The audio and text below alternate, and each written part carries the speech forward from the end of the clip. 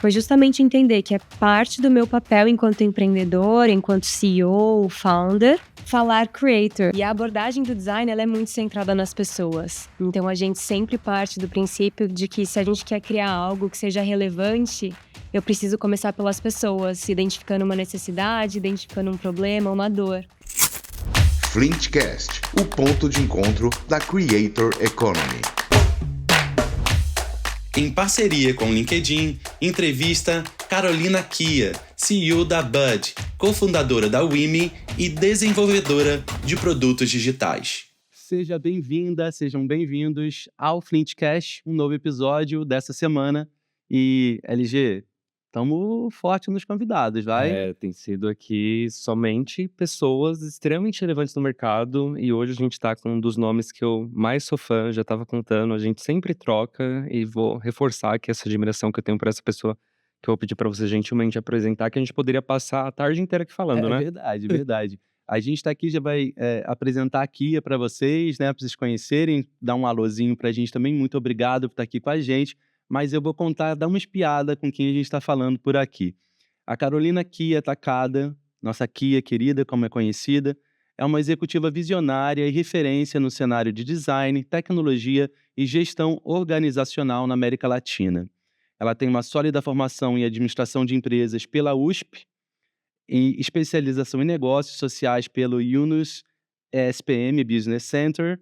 E a Carolina combina expertise técnica com uma abordagem centrada no impacto humano, né? Eu acho super interessante e a gente vai explorar esse impacto humano que muito me interessa.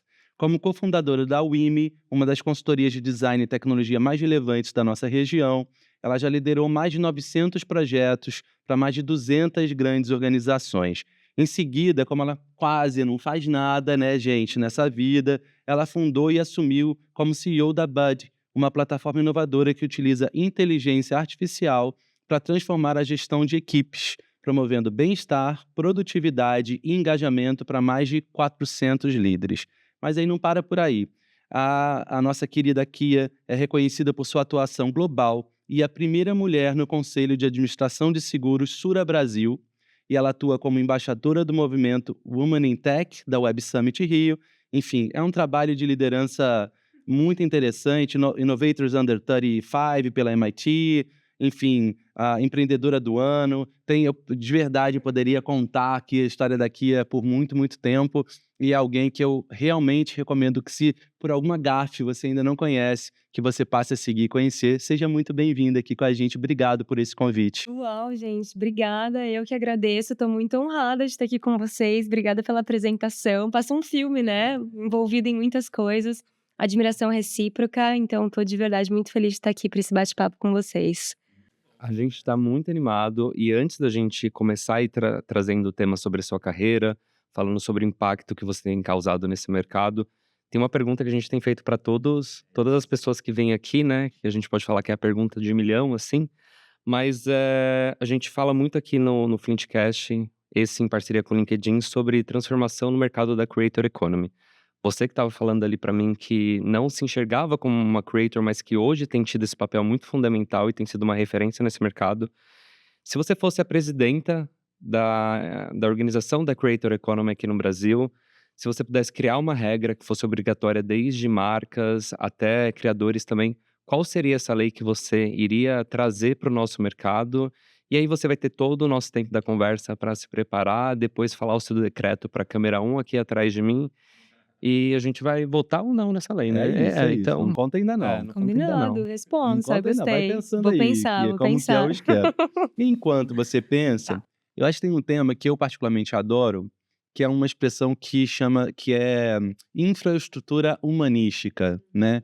Ao longo da minha pesquisa a respeito da inteligência artificial, que eu venho, sei lá, uns 2, 3 anos já olhando e mergulhando, sou muito curioso sobre esse tema, que é um tema que você também é muito curiosa e tem uma aplicação específica a respeito, né?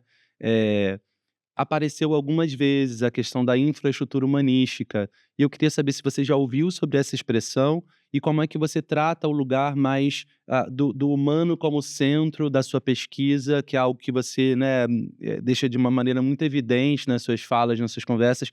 Como é que você traz isso para um trabalho de gestão e de utilização da inteligência artificial para empresas, como é algo que você faz ali na Bud? Boa, já amei essa pergunta, porque a WIMI nasceu há 8 anos atrás do design. E a abordagem do design, ela é muito centrada nas pessoas. Então, a gente sempre parte do princípio de que se a gente quer criar algo que seja relevante, eu preciso começar pelas pessoas, identificando uma necessidade, identificando um problema, uma dor. E essa é a base da WIMI, a base de tudo que a gente criou nesse tempo todo. Então, tudo que a gente vai criar, a gente começa pelas pessoas. Começa perguntando qual que é a dor que eu estou resolvendo. Porque muitas vezes a gente se apaixona ali pela solução, a gente quer sair fazendo, mas eu não estou criando nada relevante porque simplesmente eu não olhei de uma perspectiva humana. E eu gosto que você trouxe isso porque isso, no fim, a gente consegue extrapolar para tudo, né? Até a inteligência artificial, essa hype, essa explosão, ela começa primeiro com uma interface do ChatGPT da OpenAI, que é muito focada no usuário, que é muito simples de usar, e explode, mas a gente vê essa tendência de todo mundo querendo usar a inteligência artificial para tudo, sem se perguntar antes qual que é o problema que eu estou resolvendo. Então você entra numa hype, entra numa tendência, numa onda, mas de fato você não está criando nada relevante. É fazer por fazer. Fazer por fazer, porque tá todo mundo fazendo, e tem que ser AI, e agora precisa ser Gen AI, porque tá todo mundo fazendo, mas você esquece de perguntar, tá, mas qual que é o problema que eu quero resolver? Às vezes eu nem preciso de AI para resolver esse problema que eu quero resolver. Então eu gosto bastante dessa infraestrutura centrada no ser humano, nas pessoas, que parte primeiro para as pessoas e depois para a solução. Isso é muito legal, porque já puxa muito uma outra pergunta que eu tenho aqui, que é sobre, você fala em relação a manter a resolução dos problemas ali como o foco do seu trabalho também, muito pautado como a inteligência artificial pode auxiliar, mas não sendo a peça-chave. E mesmo depois de 8 anos que você fundou a WIMI, até hoje, como você consegue manter o propósito de resolução dos problemas pautado ali no humano como centro da conversa, em um mercado que hoje é altamente competitivo e que hoje tem ferramentas que há 8 anos atrás não tínhamos disponíveis também? É, eu acho que justamente o que faz a WIMI e o que faz a Bud também, que nasceu dentro da WIMI diferente, a gente fez esse exercício esses dias, a gente juntou os líderes, os fundadores, e a gente pensou, o que que faz a gente diferente? E de fato é esse foco no ser humano. E a gente estuda muito as revoluções tecnológicas, a evolução da humanidade, e no fim, a tecnologia, ela impacta o ser humano, que é impactado nos seus comportamentos. Então a tecnologia sempre vai ser o como, né? E não necessariamente o motivo final, o resultado final. Então a gente compreende os movimentos da tecnologia, então desde lá da revolução industrial, eletricidade, vapor, petróleo, gás, digital, e aí hoje talvez a inteligência artificial como uma próxima revolução, tudo isso é importante compreender porque a tecnologia impacta comportamento e a gente precisa entender comportamento para criar coisas relevantes. Então, na WIMI sempre começamos qualquer projeto entendendo de quem é a dor e qual é a dor. E a Bud, você perguntou um pouquinho, ela surgiu assim também, porque na WIMI a gente faz projetos de lançamento de soluções digitais, mas a gente entendeu também que os líderes com quem a gente conversava, eles tinham dores relacionadas à gestão. Como que eu lidero um time? Como que eu alinho as pessoas em torno das prioridades? Como eu engajo, motivo? Que isso você perguntou na LG também. A gente falou, opa, tem metodologias hoje no mercado que ajudam esses líderes e a gente quer, então, apoiá-los a manterem o time alinhado, com propósito, engajados.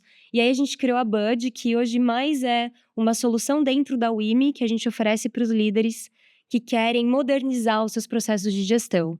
E aí, claro, a Bud também utiliza muita inteligência artificial para clusterizar algumas informações, alguns insights, para sumarizar um pouco de evoluções de indicadores e da estratégia. Então, lá tem uma Gen AI embedada no nosso software. Que legal. E até seguindo nessa sua linha, eu percebo que pouco a gente fala sobre como a pandemia mexeu com a gente, né? Acho que a pandemia foi uma situação muito recente, onde foi um coletivo de quase morte, né? Sim. Na realidade, parece até absurdo o que eu estou dizendo, mas é uma realidade. Foi uma experiência coletiva de quase morte real, morte para muitos, infelizmente, e que mexeu com a gente de um jeito muito profundo, mas parece que a gente quer abafar, a gente quer esquecer de alguma forma, né, o que aconteceu. E isso teve um impacto muito profundo na maneira como a gente trabalha.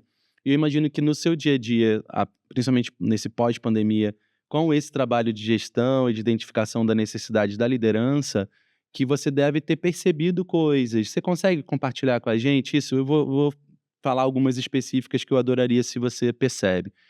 Há uma discussão sobre volta ao trabalho no escritório ou não, né? Eu particularmente tenho a minha opinião sobre isso.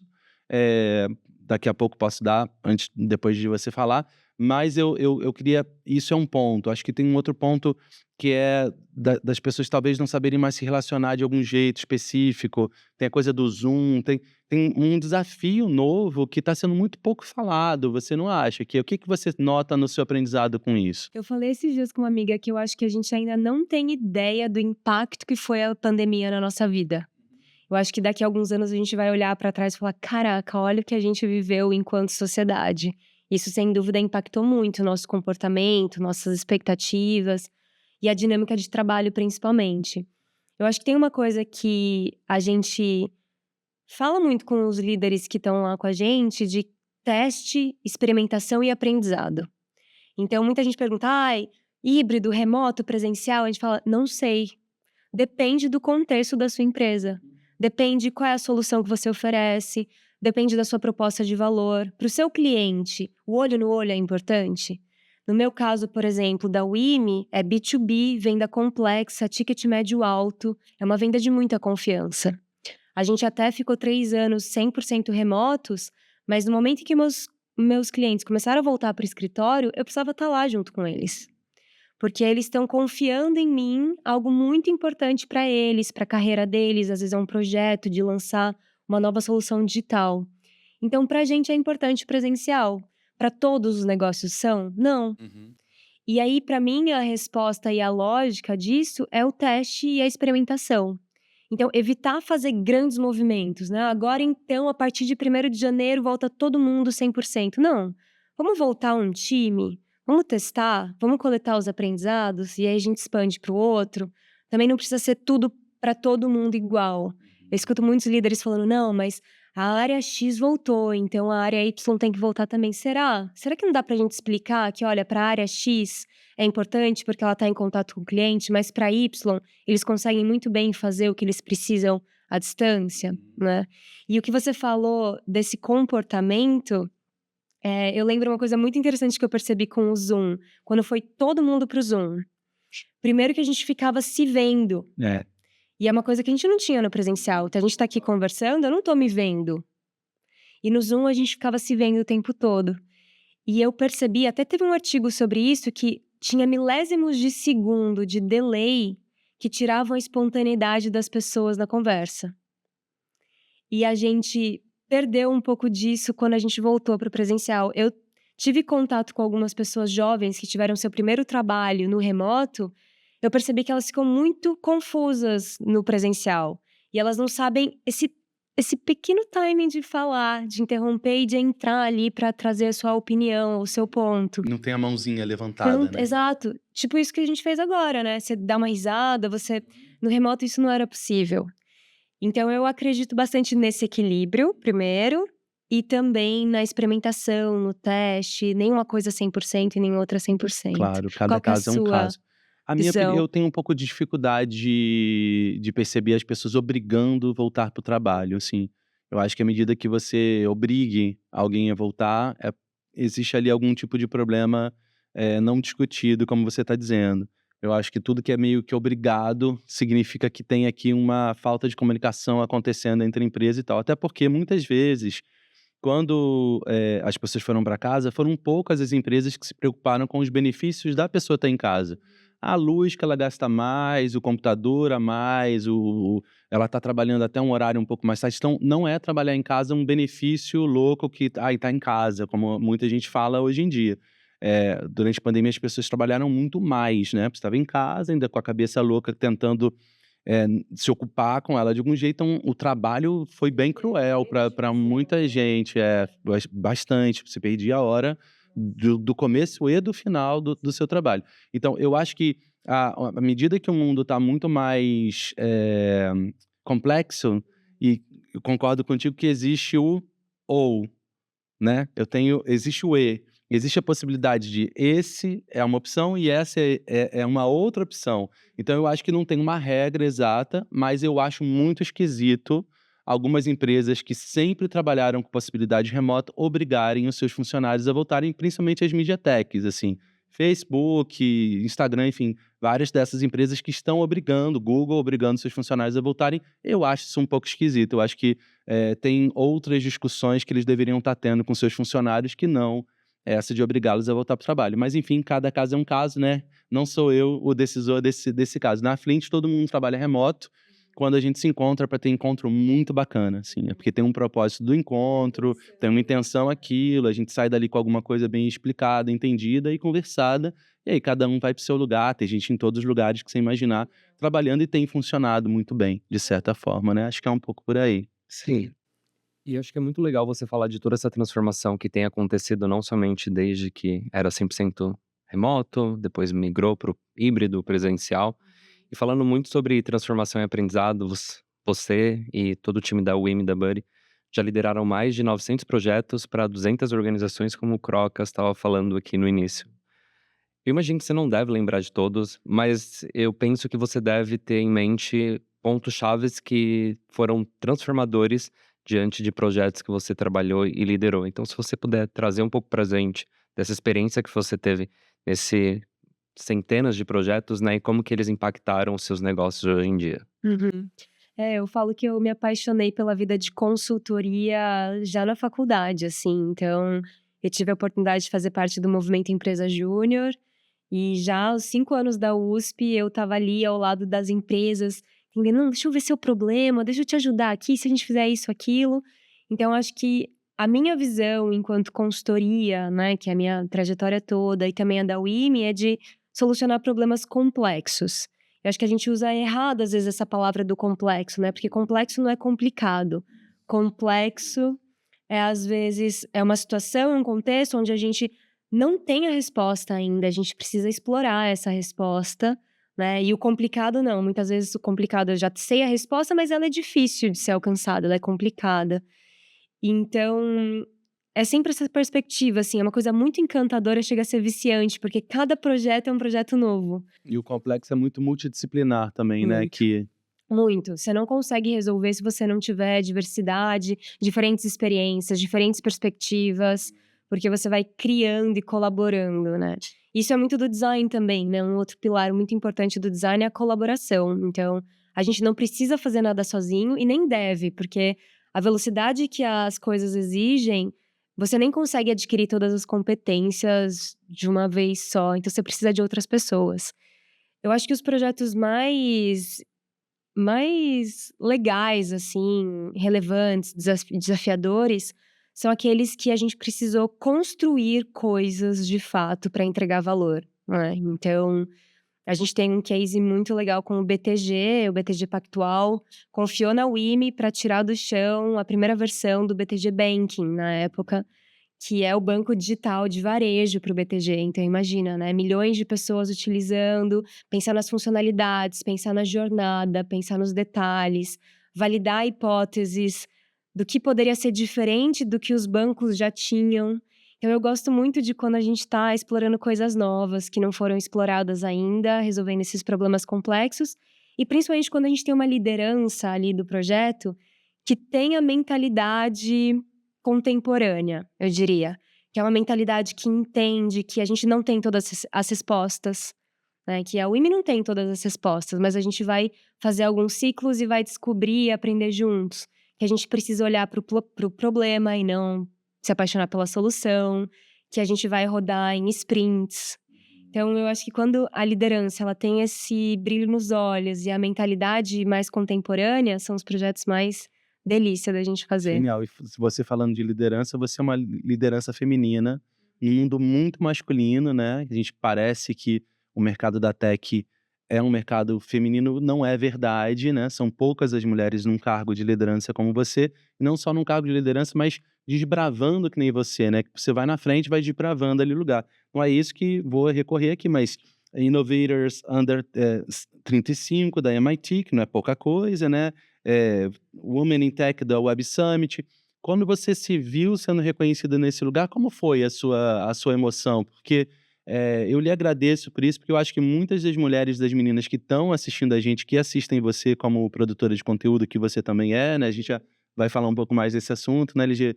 É uma inspiração e uma possibilidade de falar, opa, eu também posso estar nesse lugar de alguma forma.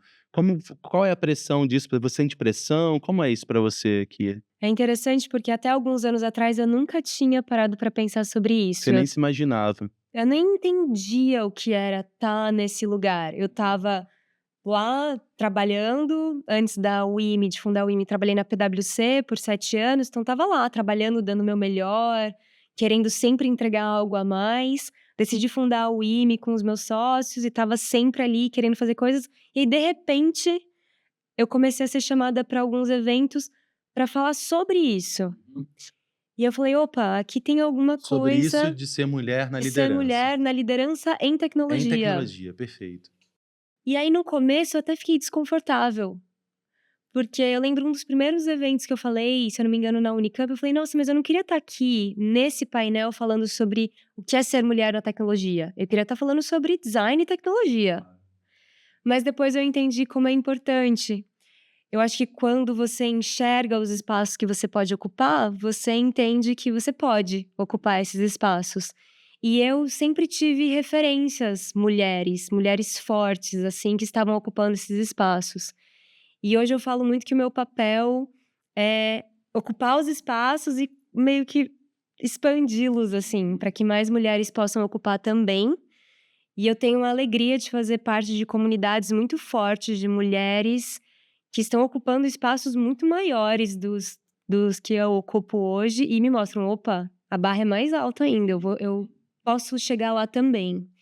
E ao mesmo tempo vai inspirando outras mulheres mais jovens que se enxergam e me mandam mensagens e a gente troca. Então, eu faço questão de responder todas as mensagens que eu recebo de todos os meus canais, individualmente, mesmo aquelas que são automáticas, geradas por inteligência artificial, Que você nota, né? que a gente nota, porque eu sei que ali pode ter uma mensagem de alguém precisando de alguma ajuda, precisando de algum apoio. Então, estou sempre bastante à disposição, principalmente para as mulheres que querem trocar. Assim como eu também estou sempre buscando mulheres para conversar e trocar. O que tem que melhorar? Que, assim, chega disso. É polêmico isso, mas eu acho que eu tenho uma visão generosa sobre o contexto. Então, muitas vezes e eu entendo também, tá? Mulheres que estão mais cansadas, que estão de saco cheio. Já passaram por Exato. Só que eu acho que quando você vai muito forte, o efeito é o contrário. Então, quando eu passo por alguma situação, algumas pessoas podem até achar que eu sou mais passiva, mas eu prefiro escorregar e falar, viu, olha só, aquilo ali, cara, não foi legal, não repete e vamos fazer assim da próxima vez. Eu prefiro ser mais sutil, num primeiro momento. Claro. Então, eu acho que como eu fui muito privilegiada de ter tido uma trajetória como mulher que sempre foi livre, com homens me apoiando bastante, eu sinto que eu não carrego isso de rebater de cara muito forte. Tenho algumas amigas que eu admiro muito, que preferem essa abordagem e também funciona. Eu acho que é um pouco da Foi minha como você visão. encontrou a... Legal. É. É muito legal e você falando sobre essa troca que você tem com mulheres, e eu imagino que muitas dessas mensagens chegam pelo LinkedIn e a Carolina aqui pra gente, Kia, né, como a gente falou e tem apresentado ela, é LinkedIn Top Voice e ela tem se descoberto uma criadora de conteúdo que tem impulsionado, recentemente compartilhou que se tornou embaixadora do Web Summit Rio pela parte ali de Woman in Tech. Eu queria que você contasse pra gente como tem sido essa experiência de trazer um retrato da sua carreira ali pro LinkedIn. Você também contou que faz um trabalho muito forte de thought leadership ali também com a liderança da WIMI. Então, se você puder dividir um pouco com a gente, vai ser o máximo escutado. Demais, LG, acho que é exatamente isso. Eu me descobri creator, eu acho que posso dizer esse ano, porque eu não me identificava nesse lugar. Eu me identificava como uma empreendedora que via o LinkedIn como um canal de aquisição muito valioso e relevante. Mas daí, para entender que eu posso ser uma creator e aproveitar ainda mais o que esse canal tem para me oferecer, foi uma virada, assim, que na hora que virou, ninguém me segurou mais. Então eu comecei a entender como o algoritmo funcionava, comecei a testar, experimentar e tudo, tá? Horários, quantidade de caracteres, tipo de foto, vídeo, post, dias da semana, com mais emoção, com menos emoção, com hashtag sem. Então, eu posso dizer que eu conheço muito bem como funciona e eu tive uma estratégia. A hora que eu entendi, eu falei, eu preciso ser top voice. E eu acho que muito com os conteúdos de vocês que me apoiaram bastante, eu consegui o selo do Top Voice e hoje o LinkedIn pra gente é canal de aquisição forte, não só para vendas, mas de autoridade. Então, os meus clientes estão lá, eles valorizam os conteúdos que estão lá. Quando eu sou autoridade lá e referência, eles entendem que a WIMI também é. Então, pra gente, LinkedIn Top Voice é muito, muito valioso. E uma coisa que pra mim, né, e para os meus sócios também sempre foi muito claro é que a marca da WIMI não deveria depender de um de nós. E a gente começou um trabalho muito forte de thought leaders, então a gente tem uma camada de líderes, né, são 8 pessoas. E eu falei, gente, isso não vai depender de mim e dos founders. Todos nós precisamos ser referência, autoridade, e não só por conta da WIMI, para o profissional de vocês, porque acho que as empresas elas passam na nossa vida, né? Mas o nosso nome, o nosso reconhecimento, ele que fica. Então a gente construiu uma estratégia mesmo, junto ao time de marketing da WIMI, desses 8 líderes atuarem como thought leaders, é o nome que a gente dá lá internamente. Isso está em OKR, está nos nossos indicadores, tem uma mini competição de recorrência, de cadência, porque é uma coisa muito importante para o algoritmo. A gente compartilha boas práticas. Sempre que alguém posta, a gente tem um canal para todo mundo ir lá e incentivar, comentar, porque a gente sabe que os primeiros segundos do algoritmo, eles são importantes.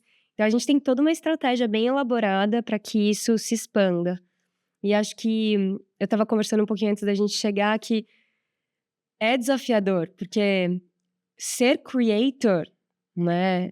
Primeiro que se posicionar e assumir, cara, eu sou uma creator. Isso para mim foi uma coisa difícil num primeiro momento. Parece que você não merece muito, porque para ser creator você tem que ser creator muito dedicado e 24 horas, mas quando eu olhei com um pouco mais de leveza, eu consegui até ser mais autêntica. Então, eu falava, nossa, mas eu já sou empreendedora, eu tenho que ser creator também. E pra mim hoje essas coisas não são separadas. Ser empreendedora é ser creator, porque você tem uma proposta de valor pra levar pras pessoas, se você faz isso por meio da comunicação. Uhum. Muito bom. Aula, né? Que Não, aula. e é muito legal escutar, porque a tese da Flint é justamente nesse lugar, de como não necessariamente você tem que ser um creator se você não quiser, mas como você aprendeu dentro da sua profissão várias disciplinas, uma delas, atualíssima, é aprender a se comunicar nas mídias sociais, né? Então, se você não entende qual é a sua marca pessoal, qual é o seu tom de voz, como é que é a sua presença, tem uma série de questões que passam e esbarram num lugar muito emocional, né? Autoconhecimento, né? Tem tudo isso. É difícil de fazer, né? Que não é fácil de fazer. E aí eu vou emendar numa pergunta para ti, que assim, você tem conversado com muitos líderes, né? Com pessoas de liderança que, em princípio, alguns devem utilizar as redes sociais e outros têm algum preconceito. O que você escuta disso hoje em dia? Você percebe que eles e elas estão mais tendendo a entender esse mercado do LinkedIn, das redes sociais, da produção de conteúdo para posicionar a carreira deles e expandir a oportunidade da carreira deles? Ou ainda tem ali uma resistência de não vou estar ali, não é meu lugar, eu sou tal coisa, não sou creator? Como que você sente esse lugar na sua experiência? Eu tenho ouvido mais uma aceitação. Uhum. Mas eu acho que a resistência é mais por um medo da frustração, porque ela vem. Quando a gente se expõe, a gente tá sujeito a tudo, até pessoas que não concordam, flops, né? Eu sei quando o meu post vai flopar. Se dá 10 minutos, ele tem menos de 8 curtidas, eu até apago. porque eu já sei que ele vai flopar isso no LinkedIn, né? Mas isso que funciona pra mim. Mas quando você se expõe, você tá muito vulnerável. Você tá ali aberto, falando, mundo, tô aqui, o que vocês acham, né? E eu acho que você precisa ter muita maturidade, assim, pra entender que nem tudo vai alcançar muita gente, que não é sobre quantidade, que é sobre qualidade de um nicho, muitas vezes, né? E eu acho que eu tenho visto mais sobre isso. Não é sobre ter milhões de seguidores, mas ter visualizações e ter um recorte que faça sentido de qualidade para o seu público, de você entregar de fato algo que gera valor para aquelas pessoas. Então, eu faço parte de muitos grupos de empreendedores e tenho visto maior compreensão deles de que eu sou empreendedor e também sou creator, porque isso é parte do job description.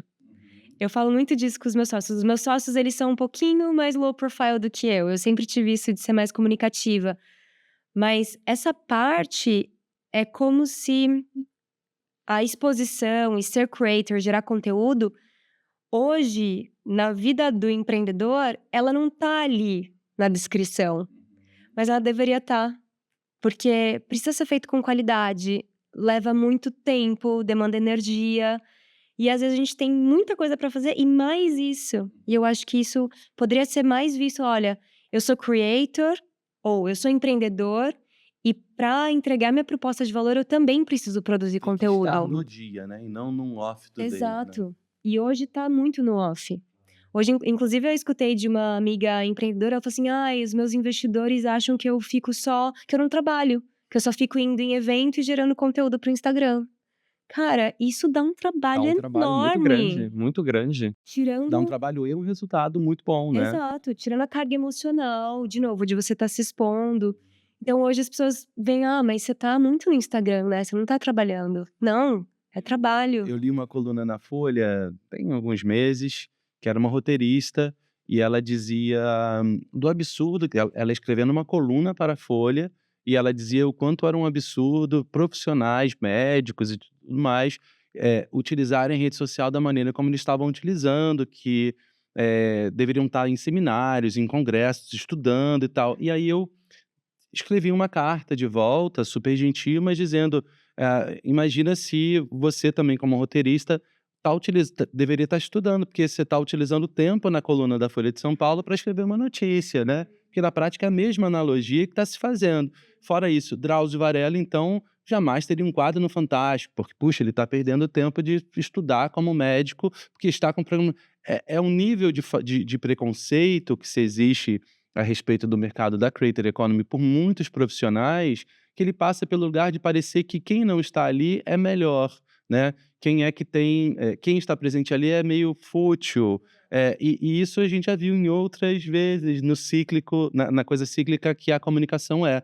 Quando a televisão chegou, com o povo do rádio vindo para a TV, não sabia usar, é uma coisa muito cíclica que vai acontecendo. E eu acho que muito do Flintcast, muito da gente aqui, é para tentar ajudar essas pessoas que de alguma maneira ficam pensando que o trabalho do creator ou do profissional que fala creator ou que usa a linguagem creator para disseminar a sua profissão é mais fútil, né? Eu queria ver se isso passa por ti de alguma forma, a LG também, ali com o seu trabalho com os Top Voices e com as outras pessoas, mas porque eu acho que é uma coisa que a gente precisa tirar de mito, né? Um mito muito ruim que ainda existe na nossa economia. Exato, eu concordo 100%. Eu acho que essa virada de chave pra mim que veio mais esse ano foi justamente entender que é parte do meu papel enquanto empreendedor, enquanto CEO, founder, falar creator, que é a expressão que vocês têm utilizado que eu amei, né? E acho que vem muito desse lugar que até conversando ali com a Kia antes da nossa conversa aqui, que ela teve esse movimento de começar a falar creator para depois se identificar como uma criadora e muito trazendo a bagagem que ela tem como empreendedora, como uma pessoa referência em tecnologia. E até aproveitando esse gancho, puxando uma próxima pergunta, você se tornou uma mulher extremamente relevante nesse mercado, uma pessoa extremamente vista por marcas, por empresas também, como uma das principais vozes, quiçá o tanto de título que o Croca mencionou aqui de você. Só alguns que eu listei. Tem alguns que a gente nem precisa listar, Mas que mensagem você deixa para que jovens que acompanham o seu trabalho, que se inspiram também em tudo que você faz, para que eles possam, de alguma forma, absorver o conteúdo que você está compartilhando no LinkedIn ou em algum evento que você está falando, e eles possam sair dali com muito mais conhecimento do que eles chegaram? Boa. Eu acho que quem fala creator, né, tá produzindo conteúdo a partir do seu ponto de vista e a partir já de um conhecimento, de um estudo. Então, não é algo raso e não é algo fútil. Para construir um vídeo, você estuda, você pensa num roteiro, você se prepara.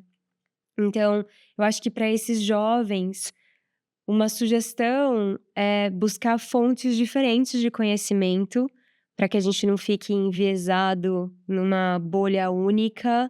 E quanto mais a gente tá na nossa bolha, mais a gente tá na nossa bolha. Inclusive, eu vi em algum lugar que seria super legal se a gente visse mais conteúdos nas redes que divergem da nossa opinião, porque isso ia trazer pra gente provocações e perspectivas diferentes. Então, eu acho que para os jovens é isso. E eu acho que os jovens, eles sempre souberam, né? Nós já fomos mais jovens. A gente sempre soube identificar o que estava vindo e se relacionar com essas novas tecnologias. Mas eu acho que as redes, o que elas têm hoje, é uma capacidade maior de vício, né? Então, eu acho que eu não acho ruim as redes sociais, pelo contrário, eu acho que a gente precisa saber utilizar, a gente precisa ser mais esperto do que elas. Então, eu acho que para os jovens ficar essa mensagem: saibam que vocês estão usando algo muito poderoso nas suas mãos, mas que vocês precisam ser mais espertos do que essa ferramenta, assim como todas as ferramentas que vieram antes da gente. Dominar ela mesma, Exato. de E não, algum jeito. não se deixar ser dominado, né? Que aí chega aquele momento que a gente nota, caramba, já passou tão rápido Passou assim, tão rápido, né? Essa com nossa certeza. conversa. E aí, tá chegando uma faixa de presidente pra ti aí, você pode vestir a faixa.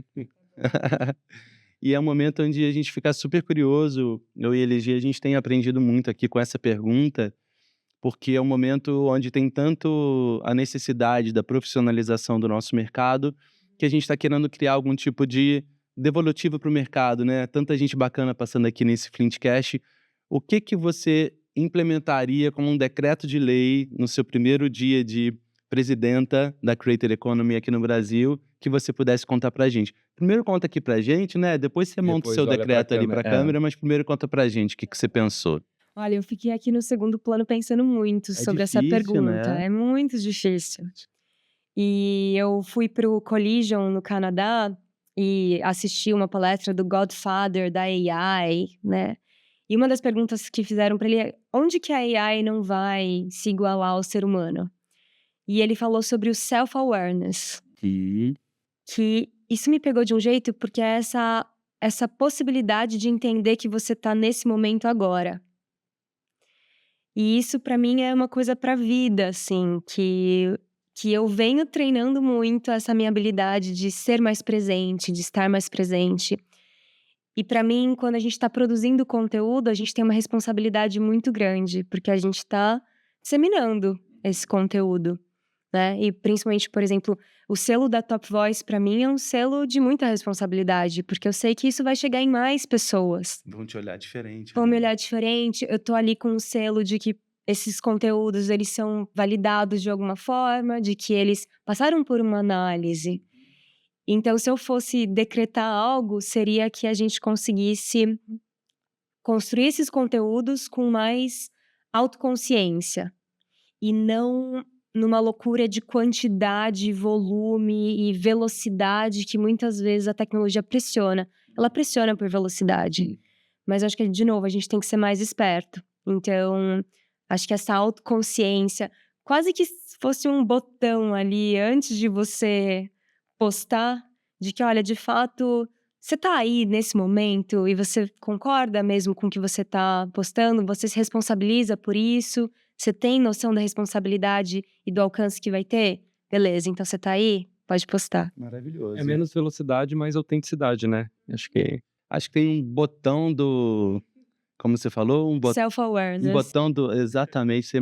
Então, por favor, faça o seu decreto. Eu decreto a partir de hoje venda seu decreto para todo mundo. Eu decreto a partir de hoje que todas as postagens dos creators tenham lá um botão de self-awareness, onde a gente consiga garantir que a gente está de fato presente no momento em que a gente está publicando aquele conteúdo, porque tem uma responsabilidade muito grande no alcance e na visão das pessoas que vão receber esse conteúdo que a gente está publicando. É isso aí, autoconsciência, né?